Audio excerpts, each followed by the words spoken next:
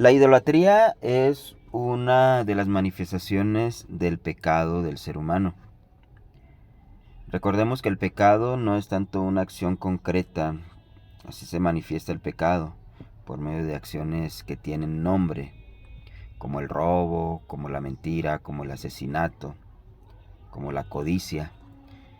Pero en realidad el pecado pues es más un estado espiritual en el cual el ser humano, cuando se encuentra separado de Dios, trata de buscar una razón de su existencia, o trata de satisfacer sus necesidades humanas, y que tiene una raíz espiritual a través de las cosas creadas, a través de las cosas que sus ojos naturales pueden ver. El día de hoy estaremos viendo la segunda enseñanza de la doctrina de la ira de Dios, basándonos en el libro de Isaías capítulo 1 versículo 4, que dice: Oh gente pecadora, pueblo cargado de maldad, generación de malignos, hijos depravados, dejaron a Jehová, provocaron a ira al Santo de Israel, se volvieron atrás. El título de la enseñanza de hoy es Lo que provoca la ira de Dios. Muy bien, vamos al trazo bíblico. ¿Qué es lo que provoca la ira de Dios? Pues, como dijimos en la enseñanza pasada, el pecado provoca una división y una separación entre el hombre y Dios. Y esa división es la esencia de esa división, o la base de esa división, pues es el pecado. Pero por eso dice gente pecadora, pueblo cargado de maldad. Pero fíjense esta parte donde dice, dejaron a Jehová. O sea, dejaron a su Dios, dejaron a su creador. Y lo dejaron, pero entendamos que el ser humano no fue creado para vivir en una forma totalmente independiente. El ser humano, dentro de su genética o dentro de su sentir más profundo de su espíritu, fue creado para adorar, para rendir, para depender de alguien. En ese sentido, cuando Dios nos crea, pues nos crea con la necesidad de depender de Él, de estar unido a Él, de adorarle a Él. El Señor Jesucristo, cuando Satanás lo tentó en el desierto, le dijo: al Señor adorarás. O sea, solo al Señor adorarás y a Él le servirás. Pero cuando el ser humano se separa a través del pecado de nuestro Dios, pues no pierde esa necesidad de adoración. No pierde esa necesidad de buscar un Dios en su vida. Y hay muchos dioses, hay muchas manifestaciones de dioses. Mucha gente dice: no creo en Dios, pero en realidad Dios, tal vez no creen en el Dios como lo concebimos de una forma escritural, o como lo conciben las religiones. Pero vamos a ver con este estudio de que hay otras formas de tener idolatría y de formar dioses en nuestras propias vidas. Éxodo 25 dice: no te inclinarás a ellas. Está hablando de las estatuas, de las imágenes. Pero la idolatría no solamente se basa en estatuas, en imágenes físicas. Vamos a entenderlo eso con otro versículo. Pero terminemos. Dice: no te inclinarás a ellas ni las honrarás, porque yo soy Jehová tu Dios, fuerte, celoso,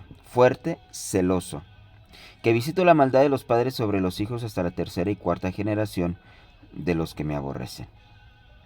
O sea, nosotros como padres, los que somos padres y los que van a ser padres, cuando se separan de su creador y no rinden una adoración correcta a Dios, hay un cambio en su genética.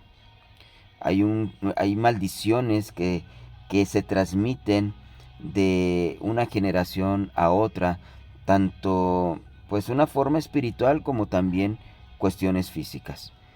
Pero bueno, aquí lo que yo me quiero enfocar es de que Este versículo dice que Dios es un Dios celoso. Eh, los celos, hay celos enfermizos que no son correctos, que no son, son celos humanos, pero hay celos que tienen un fundamento real. Cuando alguien siente celos de otra persona, ya sea una pareja, de sus hijos, es porque le están dando lo que les corresponde a ellos, se lo están dando a otras personas. Y en ese sentido, Dios es el único ser que nosotros deberíamos de adorar y de depender, y de que todo lo que venga a nuestra vida venga por medio de Él, o que estemos conscientes de que el Señor nos da esas provisiones para satisfacer nuestras necesidades. Es depender completamente de nuestro Dios, de nuestro Creador, y a quien tenemos que adorarle, al único que tenemos que adorarle.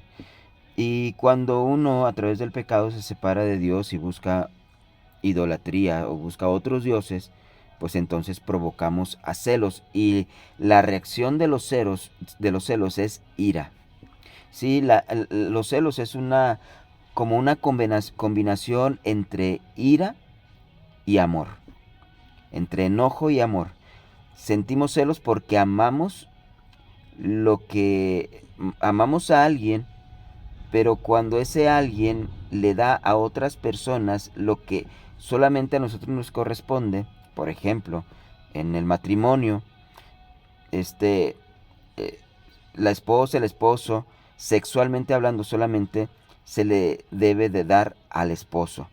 Cuando existe un adulterio, pues entonces se despiertan los celos. ¿Por qué? Están basados en el amor, es un enojo que está basado en el amor y en la fidelidad. ¿Sí? Así también nosotros, cuando estamos realmente fuera del orden de Dios y rendimos culto y adoración a otros dioses, que vuelvo a repetir, no necesariamente son dioses, estatuas de físicas, sino que hay un tipo de idolatría que es totalmente espiritual. Josué 24:19 dice: entonces Josué dijo al pueblo: no podréis servir a Jehová, porque Él es Dios santo y Dios celoso. No sufrirá vuestras rebeliones y vuestros pecados.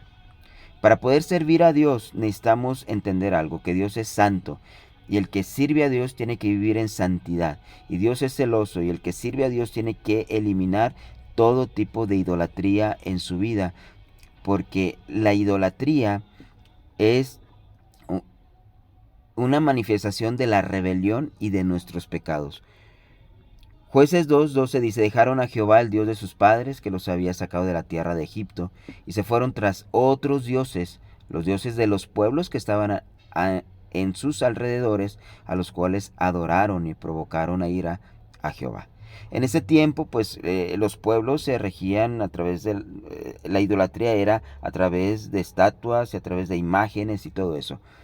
Y eran pueblos que estaban alrededor de Israel.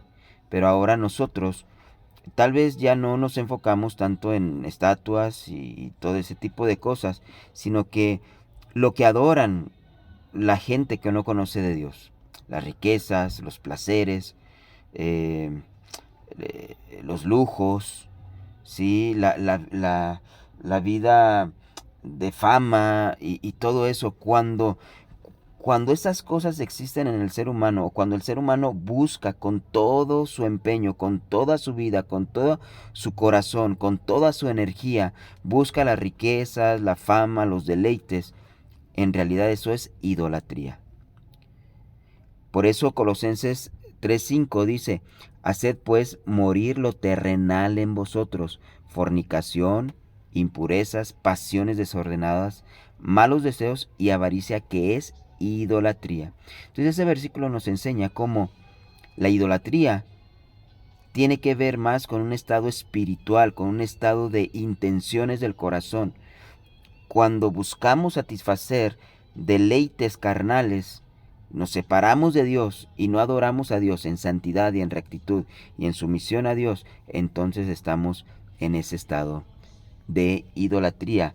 Y la idolatría es algo que provoca la ira de Dios. Amén.